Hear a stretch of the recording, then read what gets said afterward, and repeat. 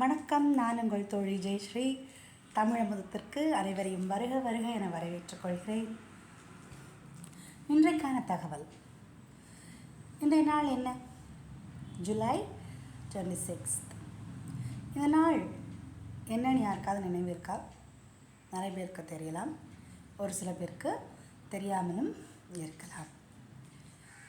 இந்த நாளில் தான் 1999 கார்கில் போர் நடைபெற்றது.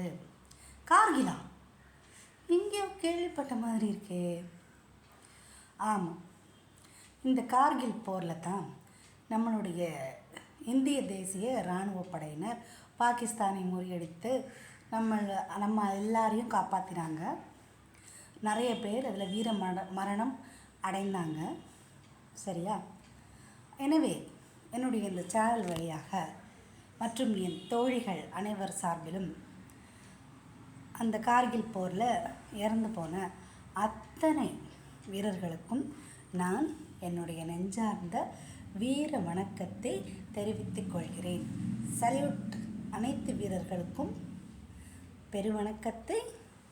பெருவணக்கத்தையும் மரியாதையும் தெரிவித்துக் கொள்கிறேன். சரி, இன்றைக்கி நான் யாரை பற்றி பேச போகிறேன் தெரியுமா?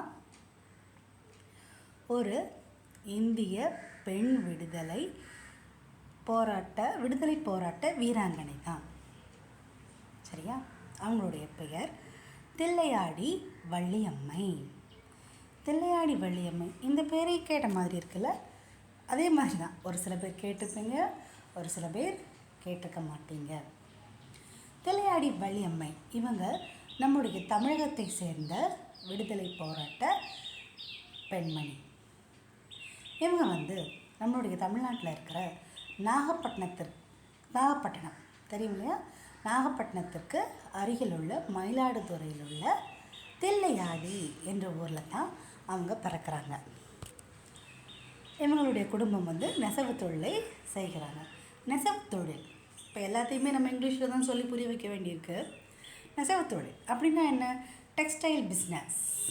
சரியா? இந்த டெக்ஸ்டைல் பிஸ்னஸை அவங்க செஞ்சுட்டு வராங்க. அதன் காரணமாக அவங்க தென்னாப்பிரிக்காவுக்கு போகிறாங்க. தென்னாப்பிரிக்காவில் உள்ள ஜோகனஸ்பர்க்குக்கு போகிறாங்க. அங்கே தான் நம்மளுடைய வள்ளியம்மை படிப்பை முடிக்கிறாங்க.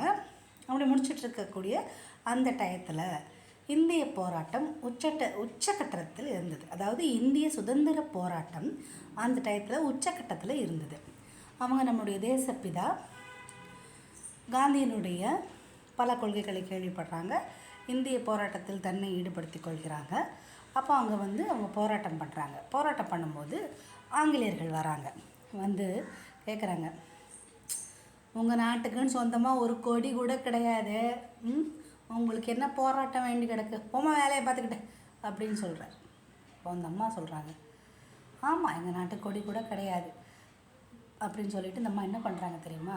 தன்னுடைய சாரியை அவுத்த மூஞ்சில் விசிறி அடிக்கிறாங்க. இதுதான்டா எங்கள் தேசத்தினுடைய கொடி அப்படின்னு சொல்கிறாங்க. எவ்வளவு தைரியம் பார்த்தீங்களா? இதை போற்றும் வகையாக நம்முடைய காந்தியடிகள் வேதாரண்யத்திற்கு வரும்பொழுது நம்மளுடைய தில்லையாடிக்கு வருகிறார்.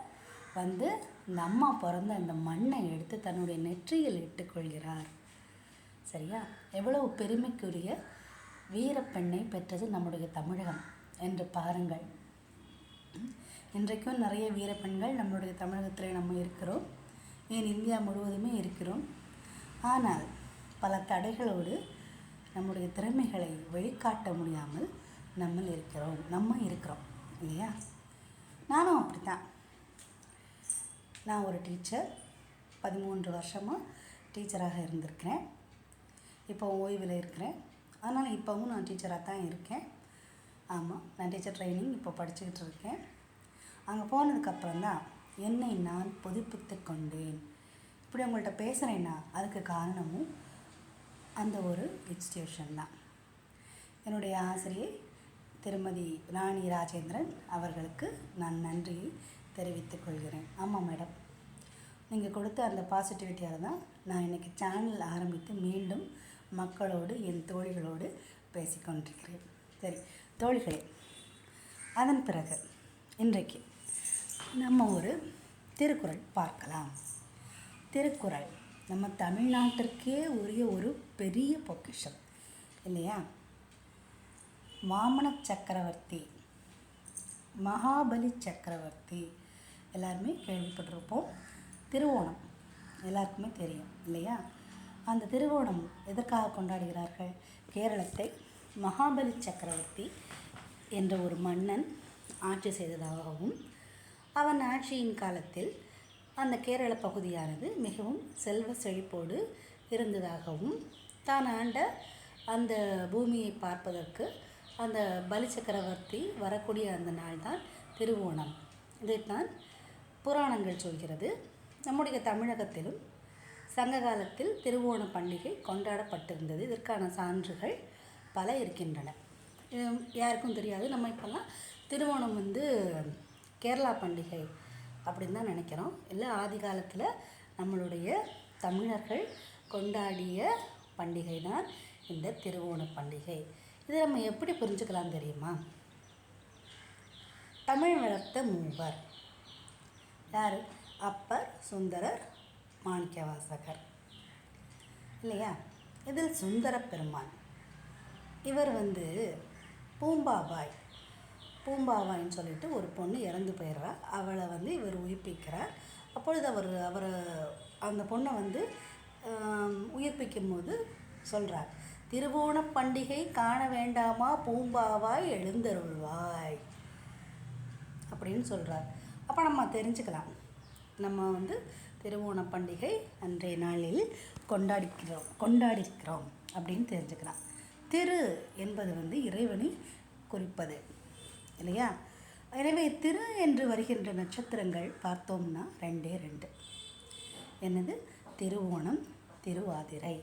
திருவோணம் திருமாலுக்கானது, திருவாதிரை நம்மளுடைய சிவபெருமானுக்கானது. சரியா?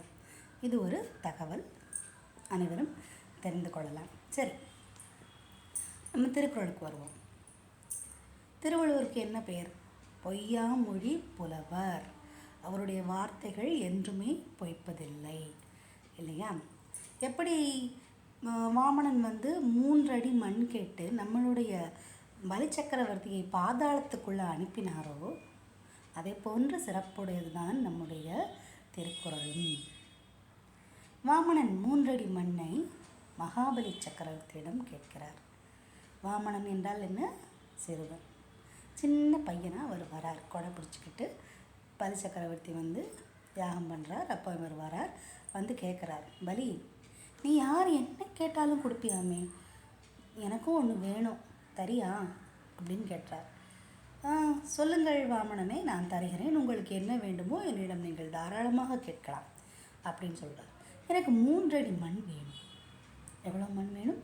3 அடி மண் வேணும். என்ன பலி நினைக்கிறார், இந்த சின்ன பையன் நம்மகிட்ட 3 அடி மண் கேட்குறானே, இவருக்கு நம்மளை பற்றி தெரியாது போல இருக்கே, நம்ம எவ்வளோ பெரிய சக்கரவர்த்தி, இவன் காலை துண்டாக இருக்குது, இந்த 3 அடி நிலத்தை நான் கொடுக்கணுமா அப்படின்னு அவர் தரக்குறைவாக வந்தவரை நினைக்கிறார். அப்பொழுது நம்மளுடைய வாமனன் என்ன பண்ணுறார் தெரியுமா? 2 அடிகளில் தன்னுடைய காலில் உள்ள 2 அடிகளில் ஆகாயத்தையும் பூமியையும் 2ஆக அளக்கிறார். அளந்துட்டேன் பலி, 2 அடி மண் அளந்துட்டேன், இப்போ எனக்கு 3ஆவது அடி வேணும். அங்கே நான் எங்கே போகிறது? நீ தான் சொன்னேன்ல 3 அடி மண் கேளு, நான் தரேன்னுட்டு சொன்னேன்ல, இப்போ 3ஆவது அடி எனக்கு வேணும், நான் எங்கே போகிறது? அப்போ தான் நம்முடைய பலி சக்கரவர்த்திக்கு புரிகிறது, ஓஹோ நம்ம ஆணவத்தில் ரொம்ப ஆடிட்டோம் போல இருக்கு. சரி சுவாமி, என்னுடைய தலையை நீங்கள் கால் வைங்க, என்னுடைய தலையில் கால் வைங்க, 3ஆவது அடி என்னுடைய தலையிலே தருகிறேன்னு சொல்கிறார். சரியா? இதன் மூலமாக நம்ம ஒரு பாடத்தையும் கற்றுக்கொள்ளலாம். என்ன தெரியுமா? ஆணவமானது எப்பொழுது நம்முடைய தலைக்கு மேல் ஏறிவிட்டதோ அப்பொழுது நம் பாதாளத்திற்குத்தான் செல்வோம். அப்படின்னா என்ன? ஆணவம் தலைக்கு ஏறினா நம்ம முடிஞ்சிடுவோம். அதைத்தான் இந்த கதை நமக்கு தெரிவிக்கிறது. எப்படி இந்த வாமனன் 3 அடிகளில் உலகத்தை அளந்தாரோ அதே மாதிரி நம்முடைய வள்ளுவ பெருந்தகை 2.5 அடிகளிலே இந்த உலகத்தை அளந்து விட்டார் என்று சொன்னால் அது மிகையாகாது. இன்றைய குறள், அகர முதல எழுத்தெல்லாம் ஆதி பகவன் முதற்றே உலகு. இதுதான் திருக்குறளிலே உள்ள இறைவணக்க பாடல். இறைவணக்கம்னா என்ன? எந்த ஒரு காரியத்தை நம்ம செஞ்சாலும் இறைவனை வணங்கிவிட்டு செய்தால்தான் அது முழுமை பெறும். ஆக நம்முடைய வள்ளுவப் பெருமகனார் பாடுகிறார், அகர முதல எழுத்தெல்லாம் ஆதி பகவன் முதற்றே உலகு. எழுத்துக்கள் எல்லாம் எப்படி ஆரம்பிக்கிறது? ஆ என்பதுதான் அந்த அகரம். சரியா? அந்த அகரத்தின் மூலம் எப்படி அந்த மொழியானது தொடங்குகிறதோ அப்படித்தான் இந்த உலகத்தில் உள்ள அனைத்து உயிர்களுக்கும் இறைவன் ஒருவனே ஆதாரமாக திகழ்கிறார். அப்படிப்பட்ட இறைவனை நான் வணங்குகிறேன் என்று நம்மளுடைய வள்ளுவப் பெருமகனார் கோருகிறார். நன்றி மக்களே. மீண்டும் நாளை காண்போம். வணக்கம்.